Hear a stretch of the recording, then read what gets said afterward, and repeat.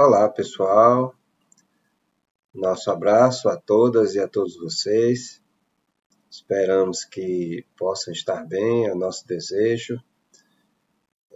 Continuando com os nossos encontros semanais com a obra Palavras de Vida Eterna, vamos hoje para o antepenúltimo capítulo, é o capítulo de número 178. O título que foi dado a esta lição foi Adversários e Delinquentes. E a passagem evangélica indicada por Emmanuel, está no Evangelho de Mateus, capítulo 5, versículo 25. Nos convida à reconciliação com o nosso adversário. E diz o seguinte: reconcilia-te depressa com o teu adversário enquanto estás a caminho com ele. Isso é uma fala de Jesus, é um convite de Jesus para que nós possamos nos reconciliar com aqueles que são os nossos adversários. Vejamos bem a titulação desse capítulo, Adversários e Delinquentes. Então, é importante a gente entender a diferença que há entre ambos, né?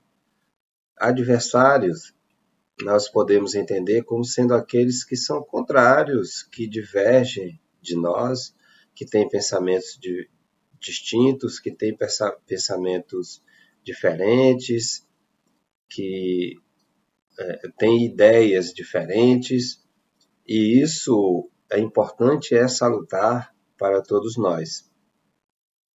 Por isso que Jesus nos pede a reconciliação com eles, no sentido de entendê-los, de compreendê-los, não querer que eles sejam tal qual, que eles tenham as mesmas ideias que nós temos. Então, essa é uma questão. É nessa direção que nós podemos destacar aqui como adversários. Há uma outra parte que são aqueles delinquentes que cometem delinquências, que cometem erros mais graves, que cometem crimes. Então, Emmanuel aqui faz uma distinção entre essas duas categorias e que nós vamos ver com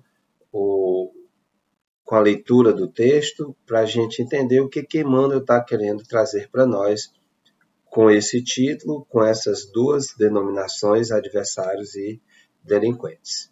Então vejamos. Jesus nos solicitou a imediata reconciliação com os adversários, para que a nossa oração se dirija a Deus, escoimada de qualquer sentimento aviltante. Então, essa reconciliação, quando nós compreendemos o outro, quando nós compreendemos os diferentes de nós, aqueles que pensam diferentes, que têm ideias diferentes, quando nós compreendemos a posição dessas pessoas, que não necessariamente a gente deva concordar, mas também nós não podemos criar ali inimigos, né, numa situação como essa, porque na verdade é adversário no sentido de oposição, de pensar diferente. Então, para que a gente consiga as nossas preces, as nossas orações possam ser dirigidas a Deus, no sentido de que elas possam ser alcançadas, é importante que a gente esteja livre de qualquer sentimento aviltante, de qualquer sentimento de discórdia, de qualquer sentimento de ódio ou de rancor. Não ignoramos que os adversários são nossos opositores, ou mais apropriadamente, aqueles que alimentam pontos de vista contrários aos nossos. E muitos deles, indiscutivelmente, se encontram em condições muito superiores às nossas, em determinados ângulos de serviço e merecimento.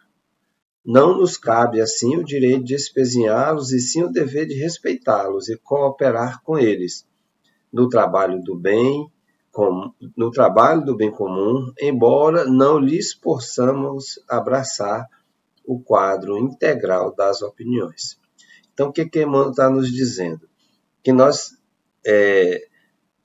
se há alguma coisa, algum objetivo em comum entre eu e meu adversário, que a gente procure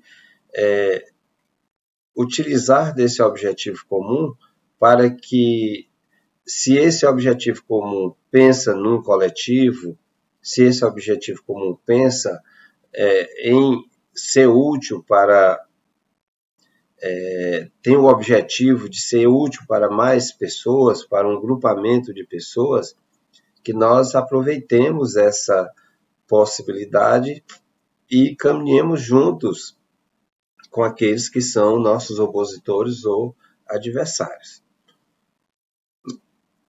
Seria irracional de nossa parte se nós temos a possibilidade de exercer algum papel, alguma atividade, ter algum objetivo de vida que possa ser útil a outros, mesmo que nós tenhamos que caminhar junto ali com uma pessoa que seja nosso opositor, que tenha um raciocínio, um pensamento distinto dos nossos ideais, aí nós estaremos agindo de modo irracional, porque nós estaremos sendo egoístas, querendo fazer com que a pessoa exerça o seu papel, a sua atividade, só de acordo com aquilo que nós queremos. E aí não é salutar, não é uma questão inteligente, não é? Então, o convite é nesse sentido, de que essa reconciliação com o adversário é de compreensão do seu olhar perante a vida, é de compreensão com os seus pontos de vista, de compreensão com aquilo que eles pensam, sem, contudo, ser conivente quando esse pensamento e essas ideias são ideias que venham a trazer prejuízo para outras pessoas. Claramente, o objetivo é de trazer prejuízo a outros. E aí sim, nós precisamos ou buscar orientação, se eles estiverem abertos a isso, ou nos separarmos, sem, contudo, estar apontando o dedo, que cada um será responsável por aquilo que realizar durante a sua existência. É claro que aquilo que nos couber, aquilo que esteja ao nosso alcance de fazer correção, que a gente o faça. Há companheiros, porém, que afeitos ao comodismo sistemático, a pretexto de humildade, se ausentam de qualquer assunto em que se procura coibir a dominação do mal, esquecidos de que os nossos irmãos delinquentes são enfermos necessitados de amparo e intervenção compatíveis com os perigos que apresentem para a comunidade. É aquilo que nós falamos. Então, a delinquência está no sentido de que irmãos nossos são irmãos nossos também e que estão enfermos, são enfermos da alma, necessitados de amparo e de intervenção e de orientação e de esclarecimento. E aí nos compete fazer isso. E qual é a base desses esclarecimentos? Qual é a base dessas orientações? Em que nós vamos tomar como ponto de partida para apresentar orientações a esses nossos irmãos que estão equivocados? A base mais segura chama-se Evangelho. Com esse olhar que a doutrina espírita nos apresenta, um olhar de esclarecimento profundo, em que toca de um modo profundo as nossas almas, em que nos faz refletir, de fato, sobre o nosso papel na sociedade. O que eu estou fazendo na sociedade, no meio em que eu convivo? Que bem eu estou fazendo? Que bem eu estou produzindo? Então, precisamos estar atentos a isso. Não podemos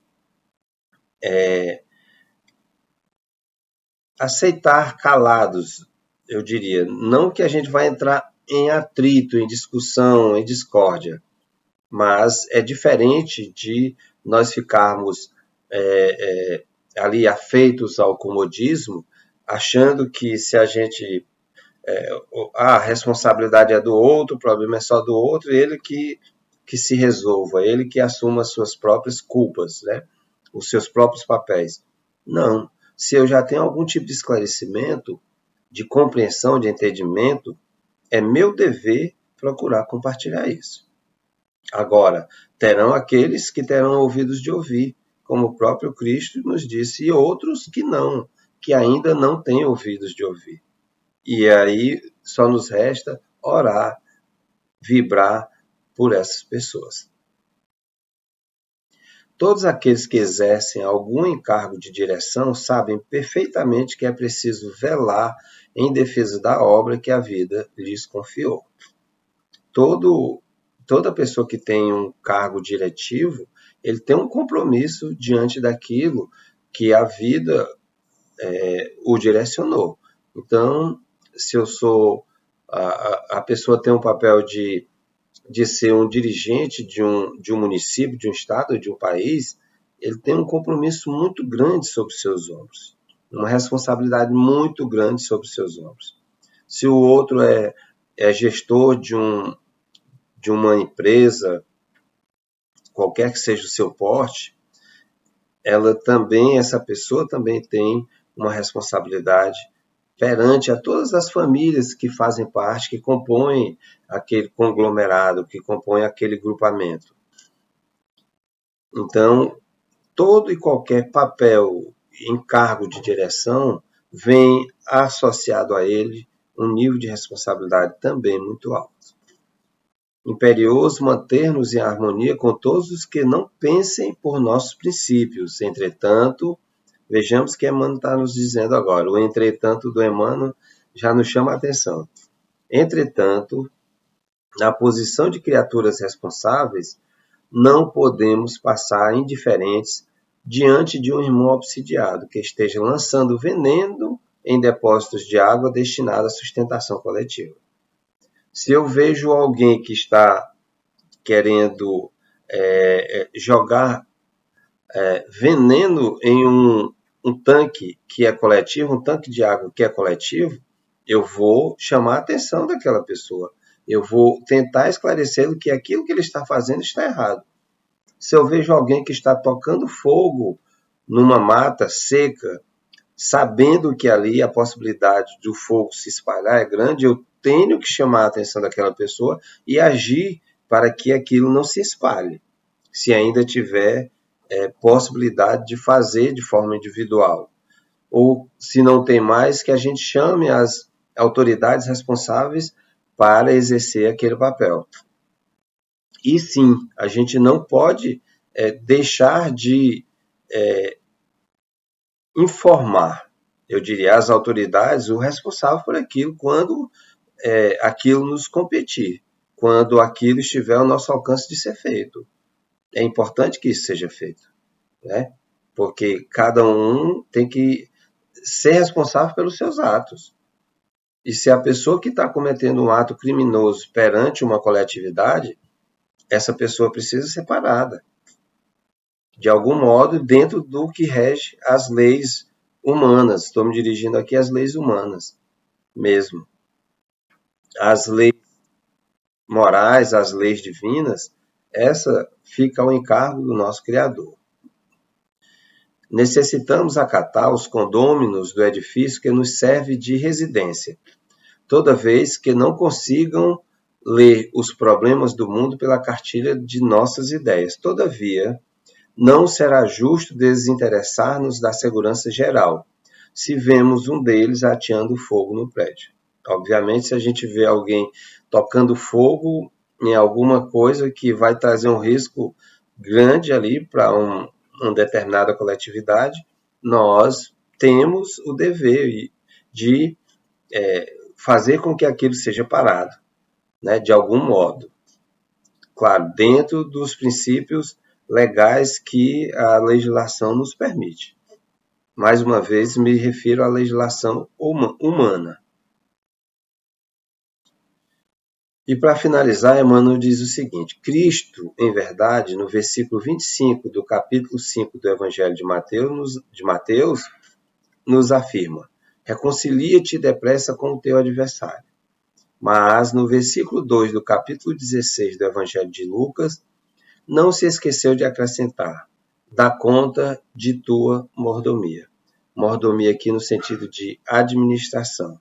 Então, dá conta de tua administração, dá conta daquilo que compete a ti, dá conta daquilo que era tua responsabilidade. Então, se você se propõe a assumir e assumir um compromisso, uma responsabilidade perante um grupamento, uma coletividade, qualquer que seja ela, que você o faça da melhor forma que você consiga, sem nunca esquecer os princípios morais deixados por Jesus. Nós, os espíritas, temos um compromisso muito grande perante nós mesmos e perante a coletividade, que é de esclarecimento das leis universais, esclarecimento sobre a imortalidade da alma, esclarecimento sobre o perdão, esclarecimento sobre a caridade. Então, nós temos esse papel. E isso é dever nosso, e nós abraçamos essa ideia. Então, quando nós nos escondemos, alegando outra situação, qualquer que seja ela, dentro de uma questão de sanidade mental, estando tudo de acordo em termos de saúde, em termos de equilíbrio emocional, perfeito. Continuemos, não deixemos de realizar. Claro que quando nós não estamos numa condição aceitável para isso, a gente tem que se recolher, cuidar de nós mesmos, para somente a partir daí retornar à luta. Então, meus amigos, essa era a mensagem para hoje, que a gente compreenda essa distinção entre adversário e delinquência, entre opositores e delinquentes. São coisas distintas. Nós não podemos fechar os olhos para os atos de delinquência, de quem quer que seja. Sem, claro, o julgamento, mas tentando impedir que seja cometido algo que possa ser prejudicial a um número maior de pessoas.